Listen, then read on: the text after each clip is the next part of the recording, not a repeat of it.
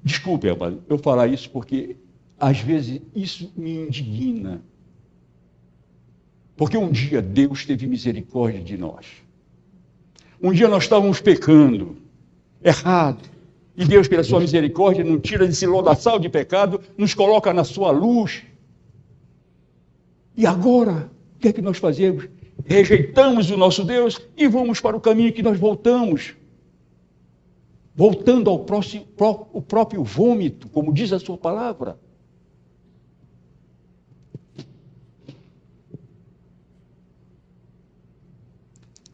Ficar em companhia daqueles que negam a ressurreição de Cristo pode corromper o bom caráter cristão.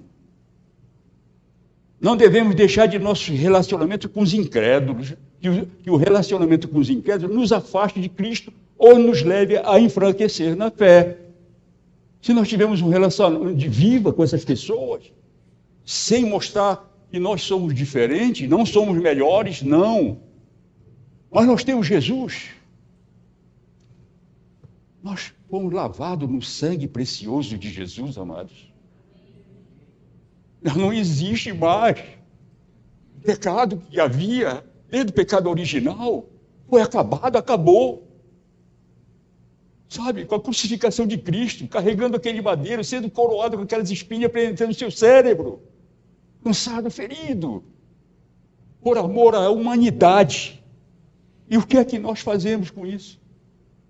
Nós aceitamos essas coisas que estão lá no mundo, em detrimento das coisas de Deus, coisas divinas, eternas.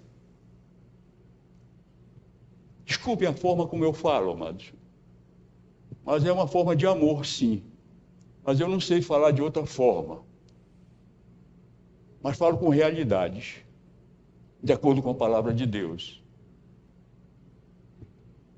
O problema não é com quem você anda. O problema é como você anda. É com sabedoria ou insensatez, influenciando ou sendo influenciado. Não devemos cortar nossas relações com os de fora. Eles precisam de nós, sim. Mas fazer tudo com sabedoria. Não fale de religião, porque eles podem dizer que todas as religiões levam a Deus. Eu sou desta denominação e não faça isso. Alguém disse, o mundo aceita todas as religiões, só não aceita o Evangelho, porque o Evangelho exige mudança de vida. É impossível viver para Deus sem morrer para o mundo. Entendam isso, meus amados.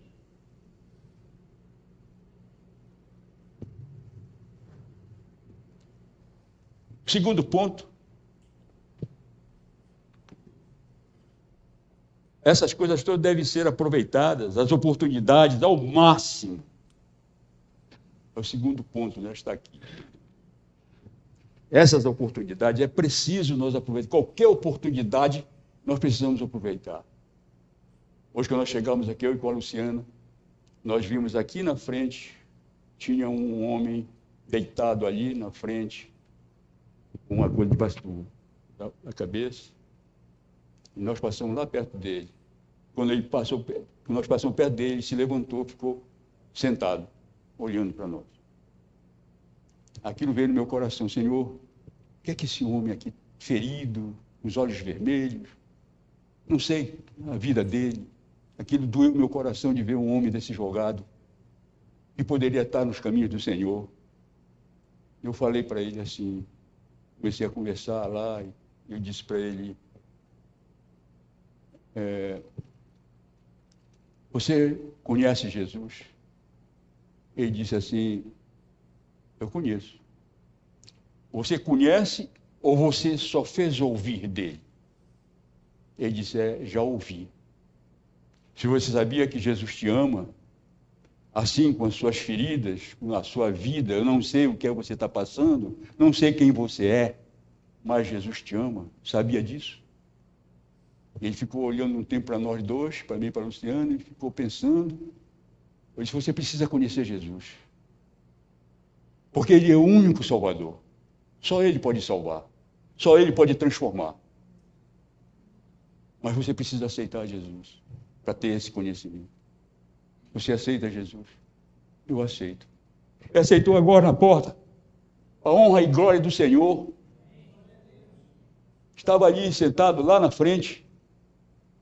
O que falta para nós, amados? De falar de Jesus para as pessoas? Ou você simplesmente é um religioso? Vou botar a Bíblia aqui debaixo do braço e vou para a igreja como se fosse algo automático, essas coisas. Não! Nós temos um objetivo na vida, é ganhar almas para o Senhor, amados. Não é simplesmente ficar no ar-condicionado aqui, está tudo muito bem, graças a Deus. Não. Precisamos renunciar ao nosso comportamento, nosso amor pelo nosso semelhante, porque isso é mandamento do Senhor. E nós precisamos aproveitar todas as oportunidades. Não podemos viver sem ter relacionamento com os de fora.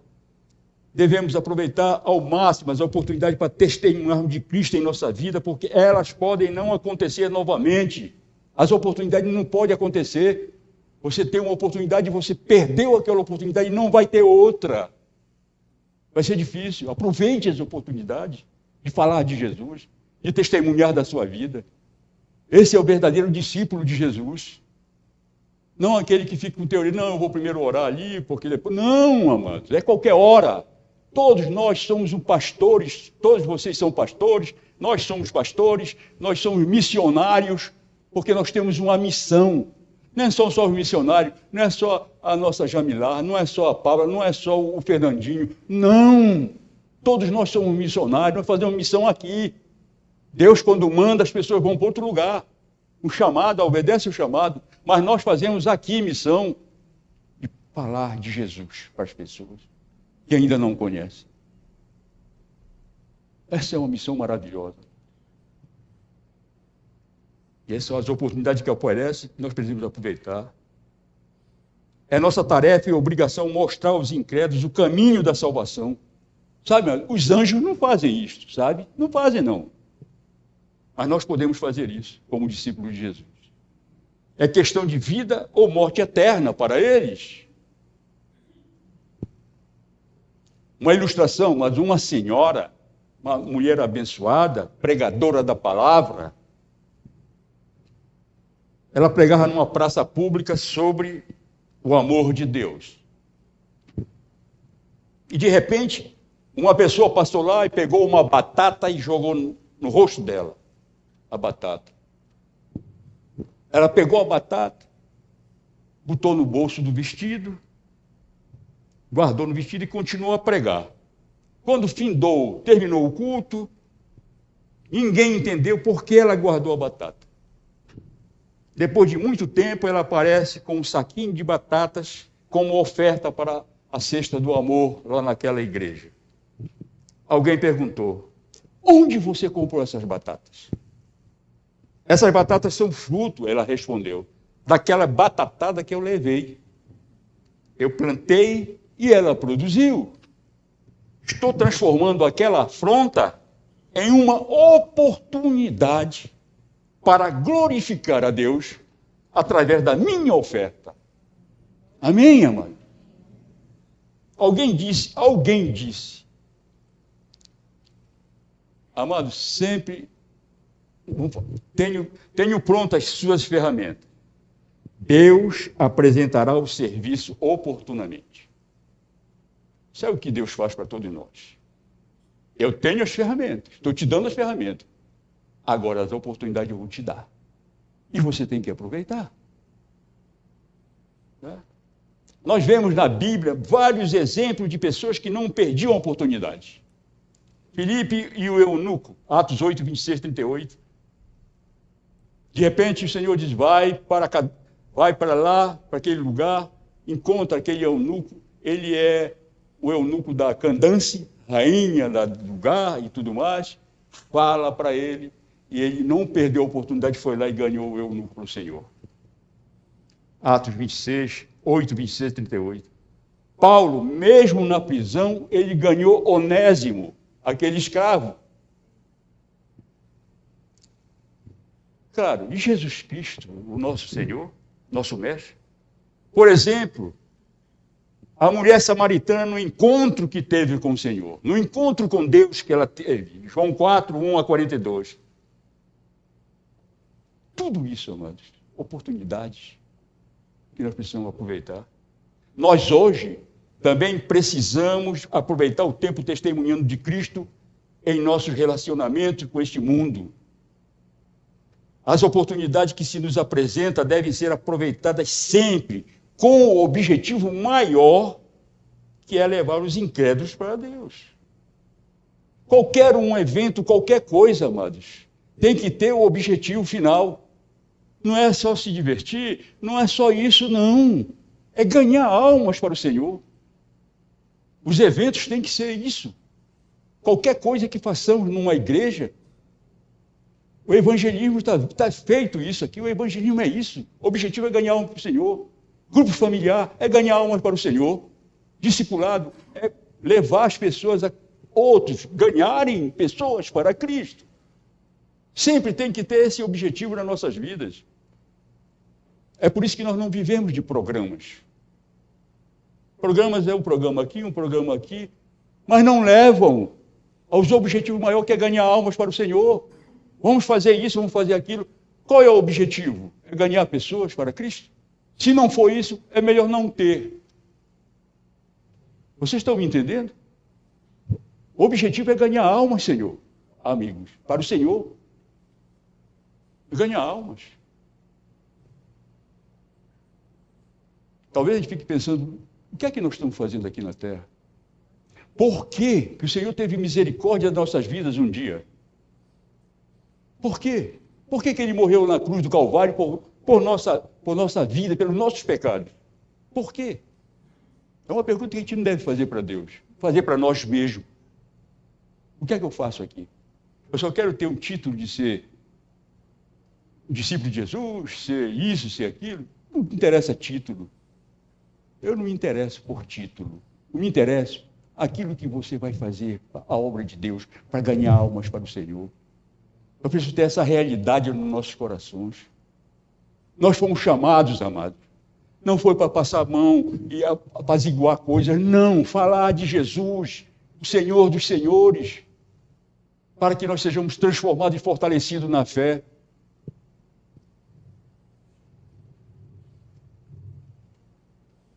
Quando temos essa oportunidade de relacionarmos com pessoas de fora da igreja, nós devemos ser agradáveis, sim.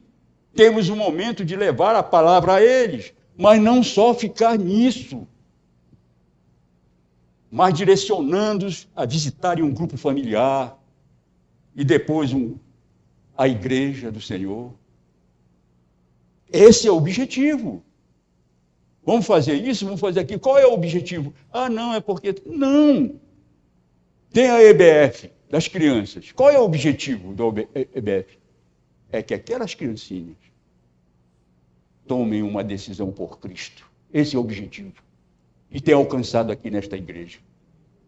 Criancinhas aceitando Jesus. Qual é o objetivo? Qual é o objetivo da reunião dos jovens e adolescentes? Primeiro, a comunhão que existe, está certo. Mas também tem que ser convidado pessoas para que o objetivo se cumpra, que um dia a gente tome uma decisão por Cristo. Senão isso não tem objetivo. Vai ser simplesmente um clube social.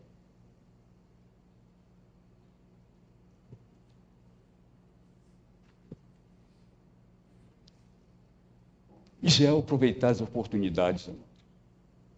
Vamos falar isso, vamos falar, chamar a pessoa lá, vamos fazer isso, vamos fazer aquilo, mas o objetivo, o que é que está na minha cabeça? Senhor, nos ajuda a ganhar essas almas, estão precisando, todo mundo aí, né, aí fora está necessitado de Jesus. Você pode ver até as pessoas pulando, sorrindo, é tudo hipocrisia, mentira. Pessoas vivem aí fora, dando mau testemunho deles como se fossem pessoas muito boas, que não existe isso. Nós somos perversos e maus por sermos pecadores.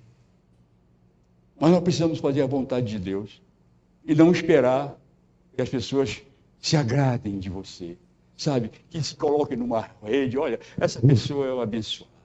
Ai, não sei o quê. Nada disso, amado. Nada disso. Que você tenha na mente de que eu preciso ganhar alma para o Senhor. Eu preciso testemunhar da minha vida para que aquelas pessoas saibam que eu não sou mentiroso, eu não sou egoísta, eu não sou hipócrita. Hipocrisia é terrível isso, amados.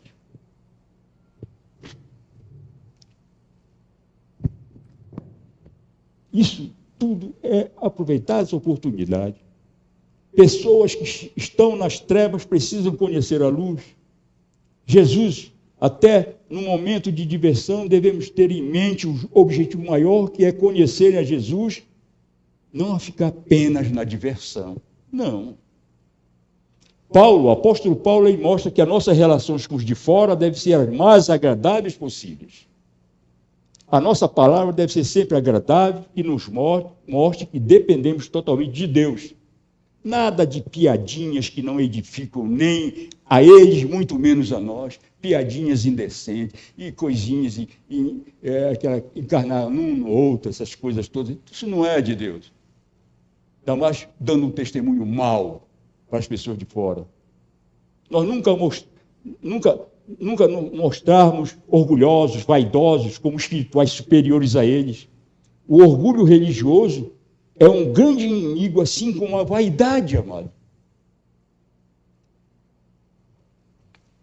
Uma moça, jovem, 17 anos, mais ou menos, foi perguntado para ela, pediram a ela que explicasse a diferença entre orgulho e vaidade.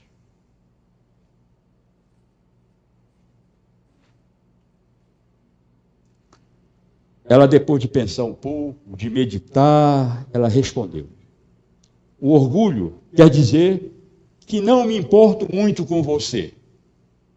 Ela diz assim, está dizendo assim, não quero saber. A pessoa chega lá, não, porque eu estou precisando disso, pensando daquilo. Não, isso não me interessa, te vira, dá teu jeito, não estou nem aí para ti. É a pessoa orgulhosa. Ela explicou isso. Né? E vaidade significa aquilo que você pensa de mim. Olha que maravilha, amados. É verdade. Se a pessoa for lhe elogiar, se a pessoa for lhe bajular, isso aí você vai aceitar muito bem isso aqui. Você vai ficar muito feliz da vida com essa, que a pessoa está te elogiando, bajulando. Isso são vaidades. A Bíblia fala em Eclesiastes que tudo são vaidades. Vaidades, mas pessoas vaidosas que gostam de ser elogiadas porque fez isso, porque fez aquilo. Que isso? Esqueça. Esqueça essas coisas. Às vezes, Deus nos fala a mim, pode falar a você, nos fala e algo, e aí nós dizemos assim, eu digo, alguém disse, não fui eu não quero dizer fui eu, alguém disse isso, não interessa isso, porque se fosse eu, é vaidade. Estou fora disso. Não precisa dizer que Deus falou com você. Glorifique o nome de Deus, pois tudo vem dele. Não glorifique a si próprio. Sabe a história do fariseu e do publicano? Lucas 18, 9 a 14.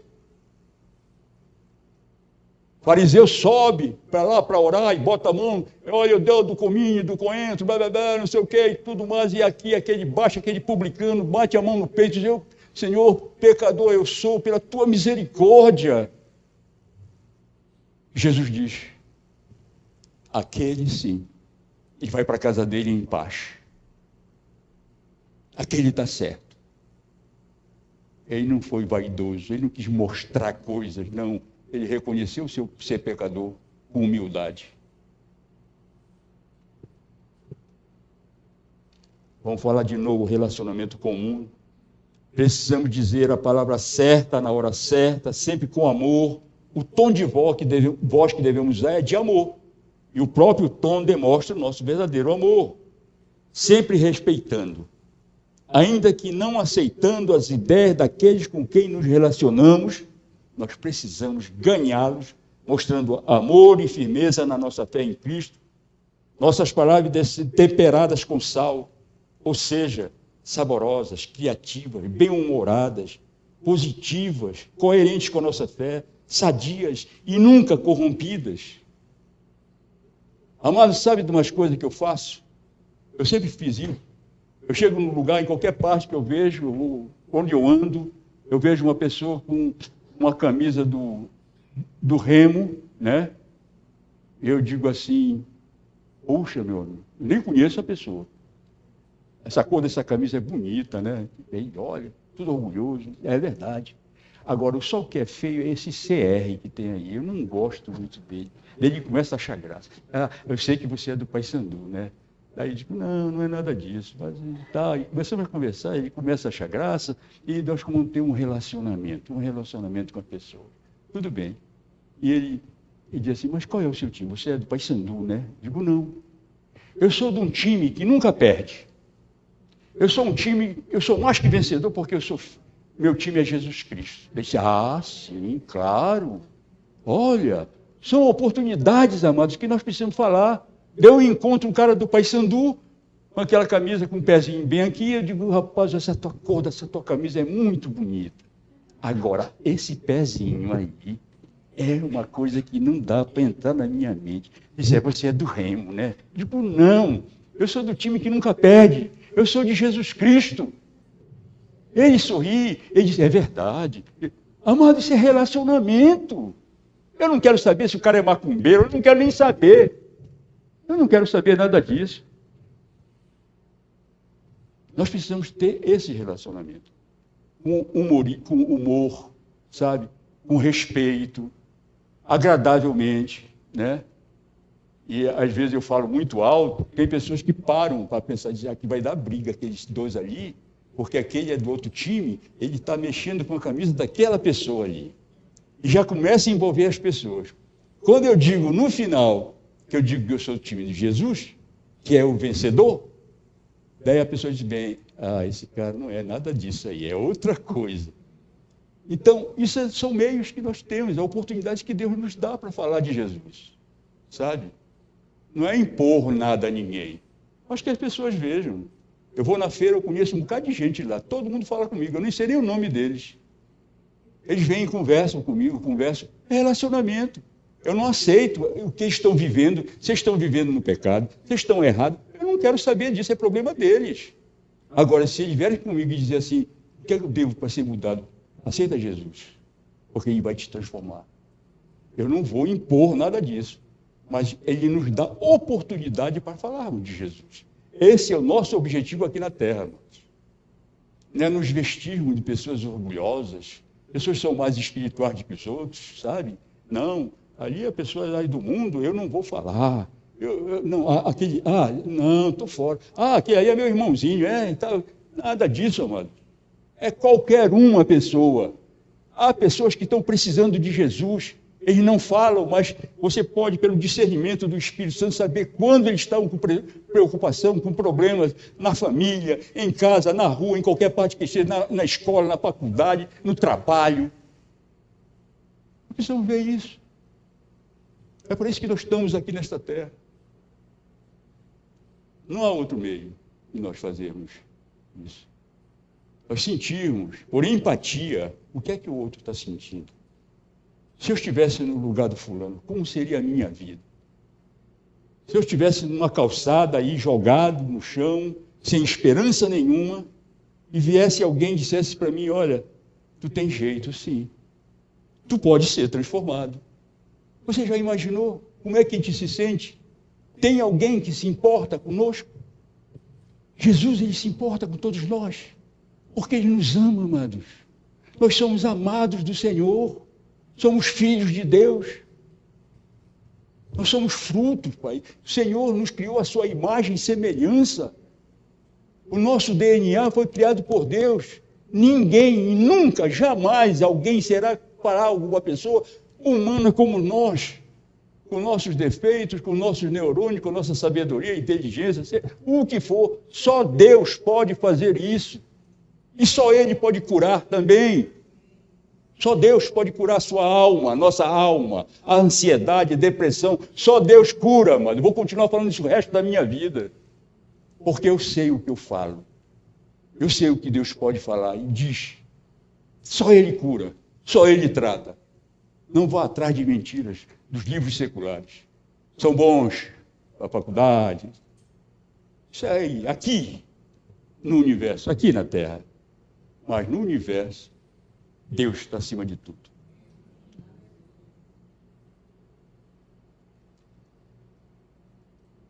São oportunidades, amado, que nós precisamos aproveitar.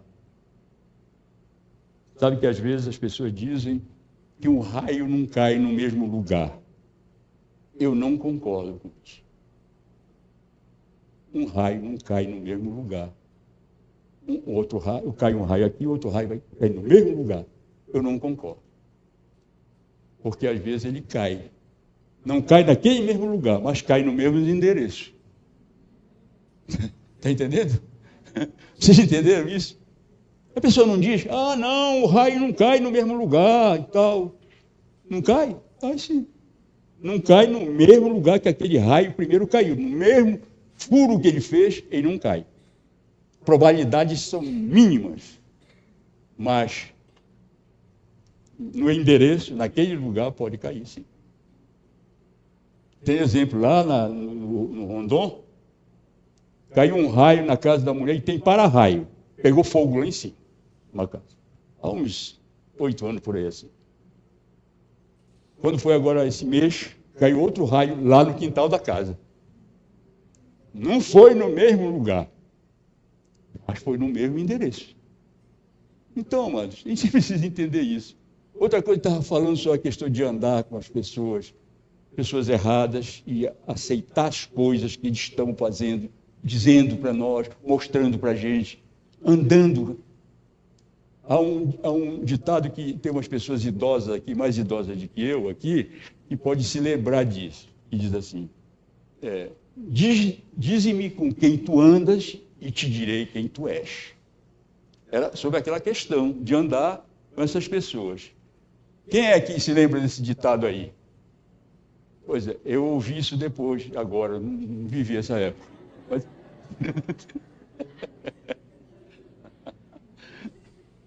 Mas, amado, é verdade. Com quem você anda? Com quem você anda? O cara apronta e faz isso e faz aquilo, e você continua andando com ele. Você não está evangelizando ele, não. Não, rapaz, é assim mesmo. Isso vai mudar. Não, vai mudar, não. Ele que tem uma decisão. Você tem que testemunhar. Não, tem que afastar, se acabar com esse negócio. Eu não posso andar contigo, eu não tenho que ser conivente contigo. Porque você é muito meu amigo. Amigos, negócios à parte. Amigos e Deus à parte. Não. Passou o seu tempo lá, acabou. Não vou concordar contigo, não. Não quero. Se ele vier me procurar e dizer assim, irmão, eu estou arrependido por isso e tal, e poxa, eu queria mudar, eu vou orar por ti. Aí é outra coisa. Você vai influenciá-lo através do poder da palavra, do Espírito Santo de Deus, para que ele saia da vida que eles têm. Mas não deixar que ele lhe influencie quando um dia você está lá no mundo junto com ele. Que coisa! E triste, não é verdade? Amado, para concluir, nós, como discípulos de Jesus, nós não existimos para viver no isolamento. Se os primeiros cristãos tivessem se isolado, nós não teríamos conhecimento de Jesus para sermos salvos. Já imaginaram? Se os apóstolos eles se isolassem, hoje nós não saberíamos nada de Jesus. Nós não saberíamos nada. Nós, discípulos de Jesus, devemos estar no meio do povo, portando-nos com sabedoria, aproveitando as oportunidades, sendo agradáveis, agindo como fermento no meio da massa, fazendo diferenças, influenciando os que nos cercam a também reconhecerem Jesus como o único Senhor e Salvador. Amém? Louvado seja o nome do Senhor. Peço que você se coloque de pé, nós vamos orar.